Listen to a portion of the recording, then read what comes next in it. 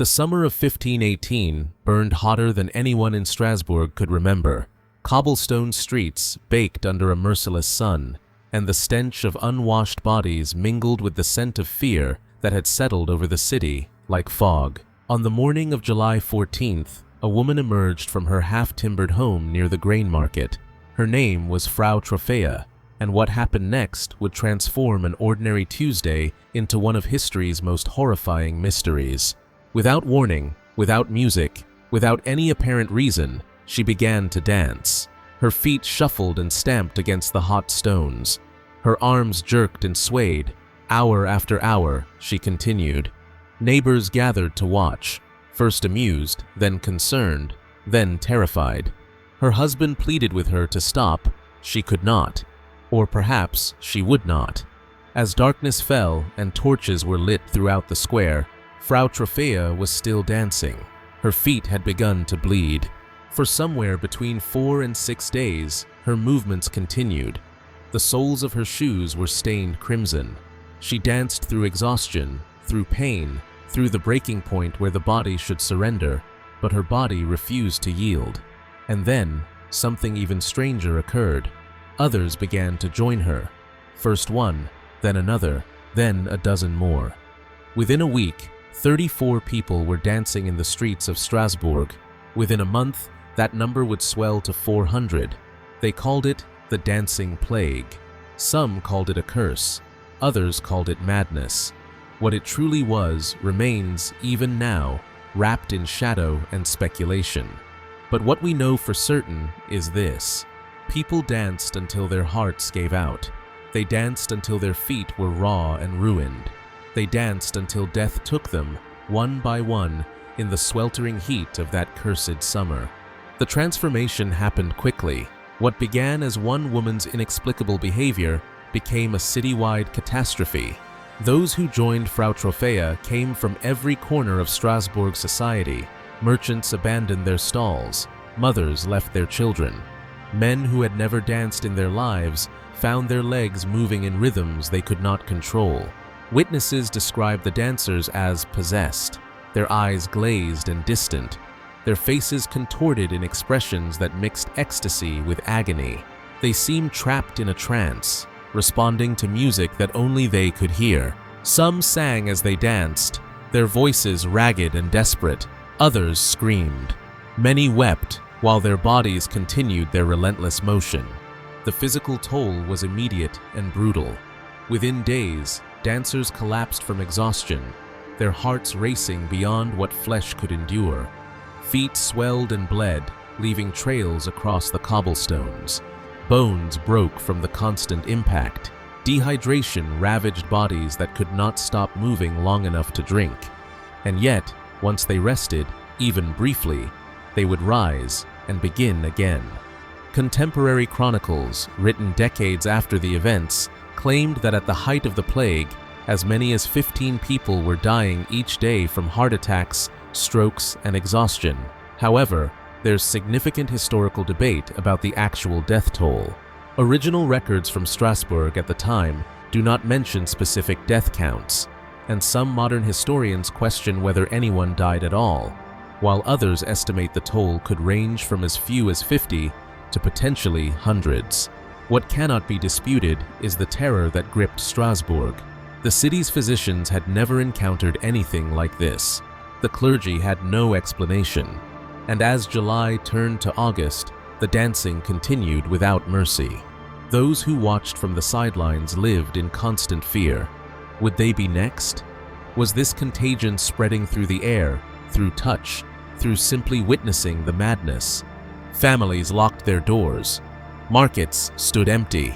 The normal rhythms of city life ground to a halt as Strasbourg became a stage for this macabre performance that no one had auditioned for, and from which there seemed to be no escape. To understand why Strasbourg became the epicenter of such horror, one must understand what the city had already endured. The years leading to 1518 had been catastrophic. Multiple harvests had failed due to weather extremes. Grain prices soared to heights unseen in a generation. Thousands of starving farmers and vineyard workers fled the countryside, flooding into Strasbourg with hollow eyes and empty hands.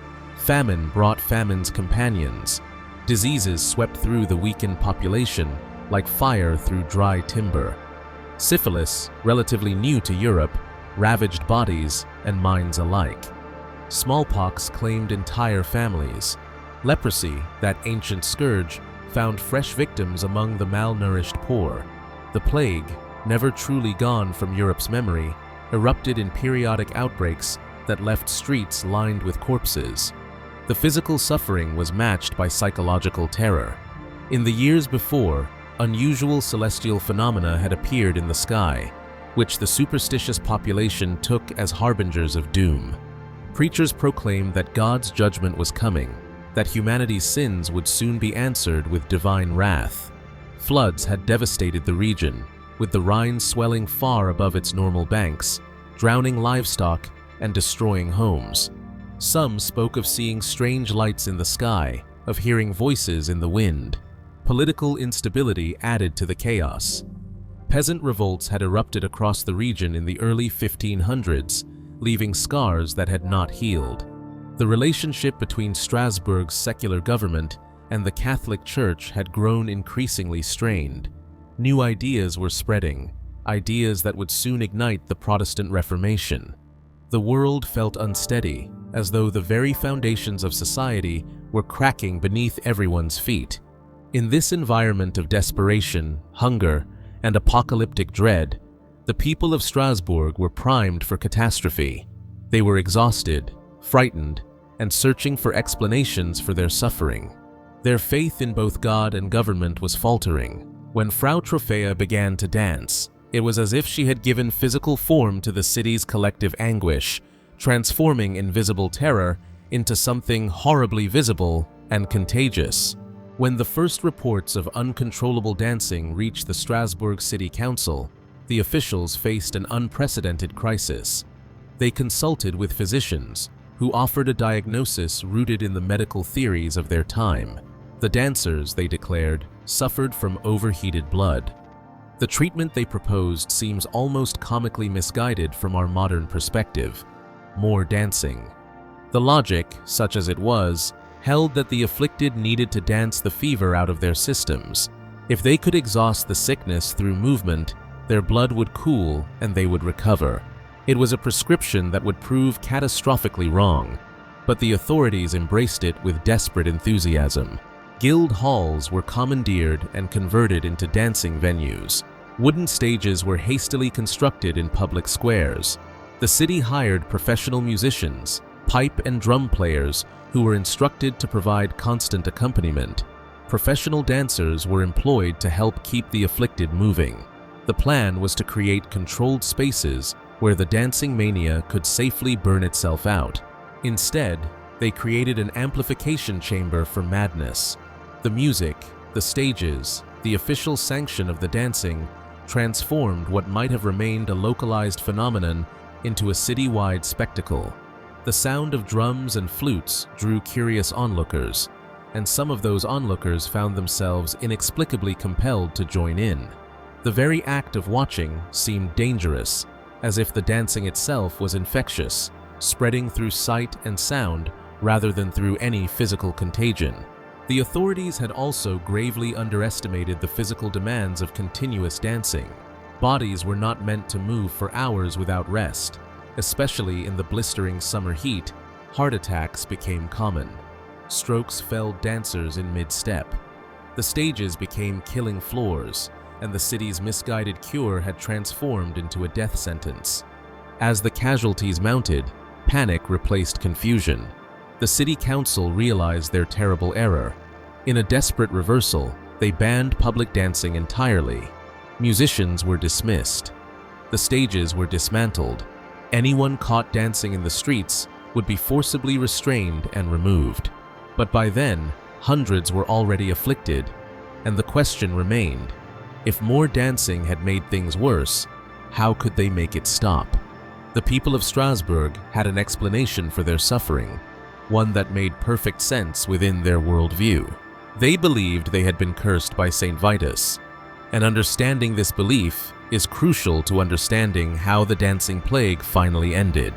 Saint Vitus was a Christian martyr from the early centuries of the Church, killed in 303 during the Roman persecution of Christians. Over time, he became associated with protection against various afflictions, particularly those involving uncontrollable movement. But in the folk traditions of the Rhine Valley, Saint Vitus had taken on a darker aspect. He was not just a protector against such afflictions, but could inflict them as punishment for sin. The legend held that those who failed to properly honor Saint Vitus, who neglected their prayers or lived in ways that displeased him, risked being struck with a curse. The afflicted would be forced to dance uncontrollably until they sought forgiveness at his shrine. It was divine punishment made manifest through the body's betrayal of the mind. This belief was widespread and deeply rooted in the region. Previous outbreaks of dancing mania had been attributed to Saint Vitus or to Saint John the Baptist. The people of Strasbourg had grown up hearing stories of those who had danced themselves to death for their transgressions. When the plague struck their own streets, the explanation seemed obvious. This was judgment, and judgment demanded repentance. The psychological power of this belief cannot be overstated. In a world where supernatural explanations for natural phenomena were the norm, where God and saints actively intervened in human affairs, where curses and miracles were as real as rain and sunshine, the Saint Vitus curse was not a metaphor. It was reality. And if the curse was real, then so too must be the cure, pilgrimage, ritual, and absolution. For the afflicted dancers, the curse provided a framework for understanding their terrifying experience. Their bodies had betrayed them, but not randomly, not meaninglessly. They were being punished, which meant they could seek forgiveness. In the midst of chaos, the curse offered a strange kind of hope. 30 miles from Strasbourg, high in the Vosges mountains near the town of Saverne, stood a shrine dedicated to Saint Vitus. It was to this sacred place that the desperate authorities turned when all other remedies had failed. If the saint had cursed these people, perhaps the saint could also cure them. The journey itself was an ordeal. The worst afflicted dancers, those who could not stop their frenzied movements even for a moment, were loaded into wagons. They thrashed and jerked in the wagon beds as oxen pulled them slowly up mountain paths. Other dancers walked, continuing their terrible dance along dusty roads, a procession of suffering that must have seemed apocalyptic to anyone who witnessed it. The shrine itself was a small chapel carved into living rock, a grotto where generations of pilgrims had come seeking healing. Inside, the air was thick with incense, and the flickering light of countless candles cast dancing shadows on stone walls. At the center of the grotto stood a wooden carving of Saint Vitus, weathered and darkened by age and the touch of countless desperate hands. The ritual that unfolded there was precise and ancient. Priests took each dancer in turn and brought them before the statue. They placed red shoes upon the dancers' feet, shoes specially blessed for this purpose. Holy water was sprinkled over the shoes and over the dancers' heads. With consecrated oil, priests painted crosses on the soles and tops of the shoes, and on the dancers' foreheads. Small crosses made of wood or metal were pressed into the dancers' hands. Then came the prayers. Latin incantations filled the grotto, words of supplication and command, asking the saint to lift his curse and restore his victims to wholeness. The prayers went on for hours, repeated and layered, creating a wall of sound that surrounded the dancers. Some witnesses reported that the dancers wept during the ritual. Others claimed they saw expressions of profound relief cross the afflicted faces, and remarkably, it worked. One by one, the dancers stopped dancing. Their bodies, which had seemed possessed by an alien will, became their own again. Exhausted, traumatized, injured, but free, they collapsed not into death, but into sleep. Word of the successful cures spread back to Strasbourg with the speed of hope. More dancers were sent to Saverne. Within a week, the stream of pilgrims had slowed to a trickle. By early September, less than 2 months after Frau Troffea had taken her first involuntary steps, the dancing plague of Strasbourg had ended. The events in Strasbourg were not unprecedented. The dancing plague of 1518 was the most thoroughly documented outbreak, but it was far from the first. Throughout medieval and early Renaissance Europe, similar episodes had erupted periodically, leaving behind fragmentary accounts and terrified populations. The most devastating outbreak occurred on June 24, 1374, in the German city of Aachen. This outbreak was named for Saint John the Baptist, on whose feast day it began. Saint John's dance without warning, people in the streets began to experience vivid hallucinations and felt compelled to dance erratically. They jumped, twitched, and convulsed, unable to stop until they collapsed from exhaustion. Unlike the Strasbourg outbreak, which remained largely confined to one city, the Aachen plague spread rapidly. Within weeks, dancing mania had erupted in Cologne, Metz, Strasbourg itself, and dozens of other towns along the Rhine River. Thousands of people may have been affected. The outbreak continued for months, waxing and waning, but never fully disappearing until the winter cold finally seemed to dampen the phenomenon. Chronicles from 1374 describe scenes of mass hysteria. Dancers formed circles, holding hands, moving in coordinated patterns that seemed choreographed by madness itself. They sang songs that contained references to demons never before heard. Some witnesses reported that the dancers seemed to be performing a kind of inverted religious ritual, a dark parody of Christian worship. Other outbreaks followed. In 1418, just a century before the Strasbourg plague, a dancing episode struck the same city, though on a smaller scale. In 1428, a monk in Schaffhausen danced himself to death, while in Zurich that same year, a group of women were seized by dancing frenzy. In 1536, children in Basel began dancing uncontrollably. Each outbreak followed similar patterns: sudden onset, contagious spread, physical exhaustion, and eventual resolution through religious intervention. What united these disparate outbreaks was their timing and location.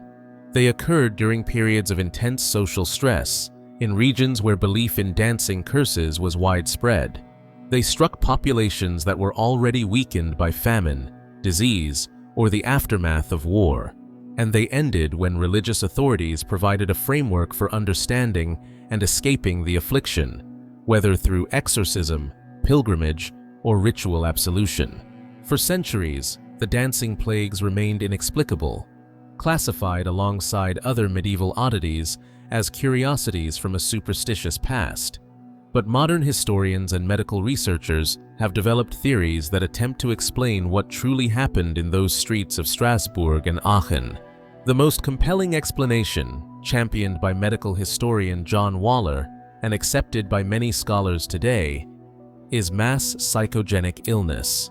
Also known as mass hysteria or sociogenic illness, this phenomenon occurs when physical symptoms spread through a population despite the absence of any infectious agent or toxic cause. It is a manifestation of extreme psychological stress expressing itself through the body. For mass psychogenic illness to take hold, certain conditions must be present. The population must be under severe stress, facing threats they feel powerless to control. There must be a cultural explanation for the symptoms, a shared belief system that makes the bizarre behavior comprehensible. And there must be a triggering event, someone who exhibits the symptoms first and provides a model for others to unconsciously follow. 15th century Strasbourg met all these criteria perfectly. The population was traumatized by years of famine, disease, and social upheaval. They lived in constant fear of divine punishment, believing that their suffering was both deserved and potentially escapable through proper religious observance. They knew the legends of Saint Vitus's curse and had heard stories of previous dancing plagues. When Frau Troffea began dancing, she activated a culturally primed response. Others, perhaps dealing with their own unbearable stress, found their bodies mimicking hers. The dancing itself served multiple psychological functions.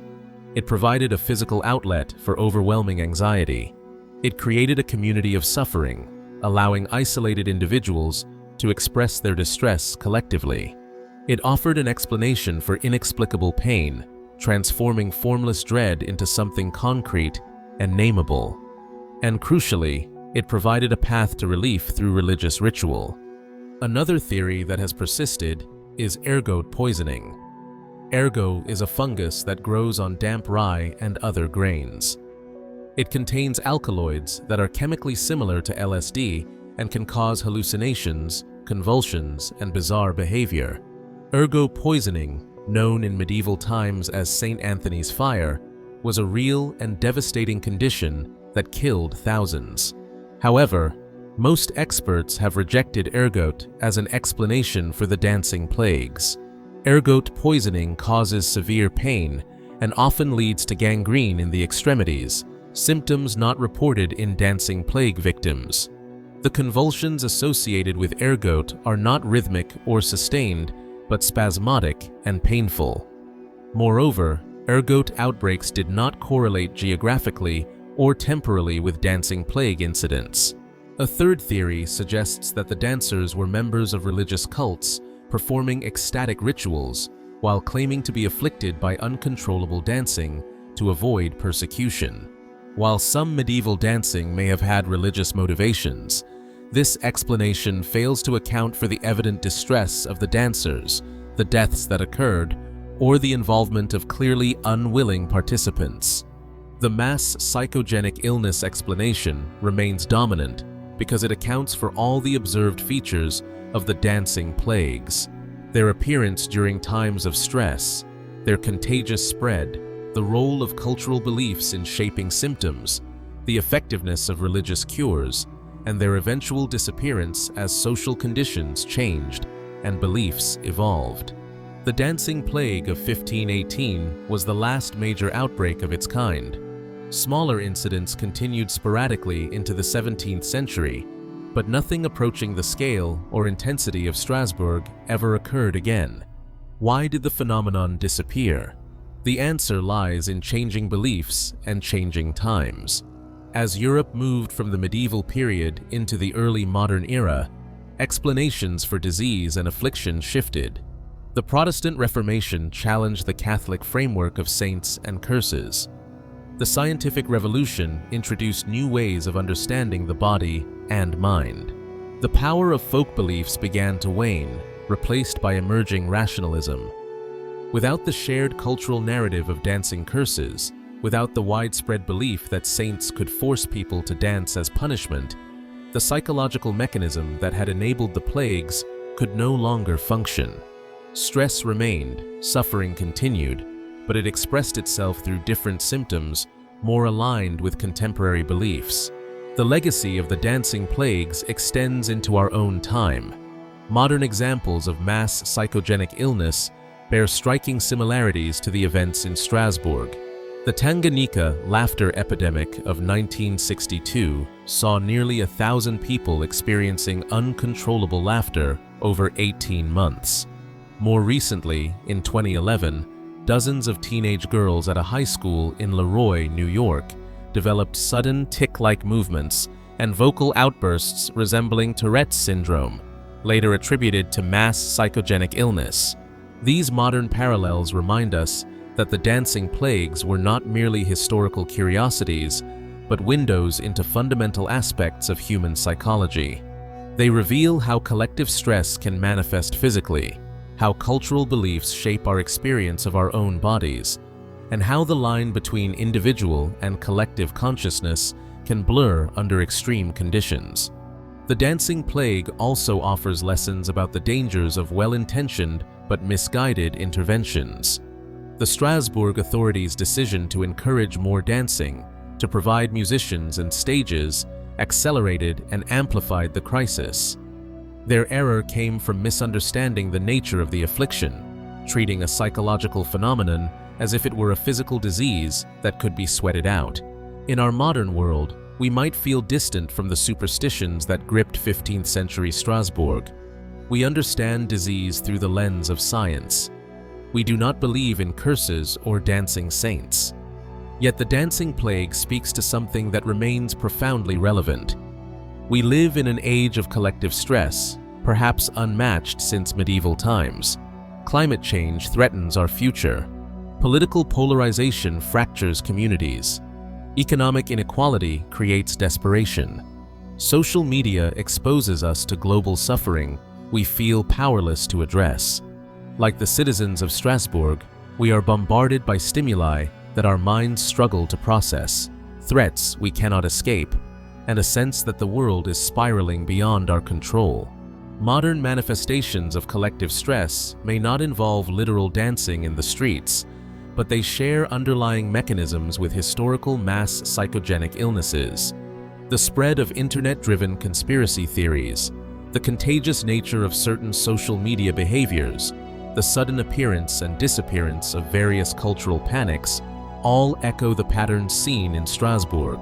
The dancing plague reminds us that humans are not purely rational beings. We are embodied creatures whose physical and psychological states intertwine in ways that defy simple explanation.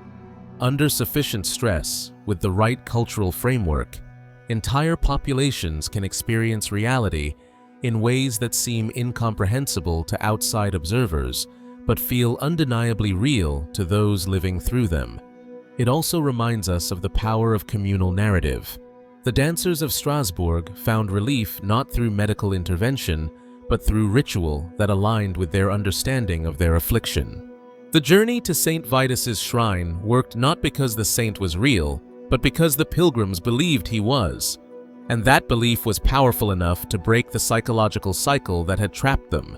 In that sense, the dancing plague is a story about the stories we tell ourselves, about how meaning and belief can shape our lived experience, about how shared narratives can both trap us and free us.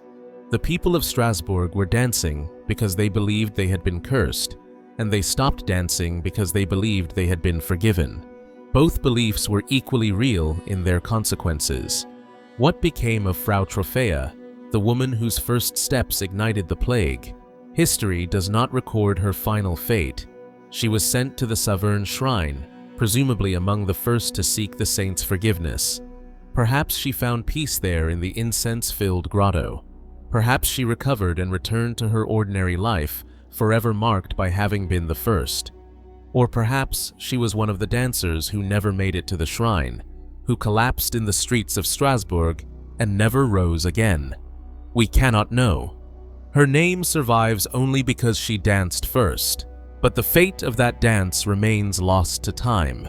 The dancing plague of 1518 stands as one of history's most unsettling episodes, a moment when an entire city seemed to lose its collective mind. It was not demons or curses or poisoned bread that caused those people to dance until they died. It was something perhaps more frightening, the fragility of the human mind under pressure, the way reality itself can bend when pushed to extremes, and the terrifying power of belief to transform our bodies into instruments of forces we cannot control.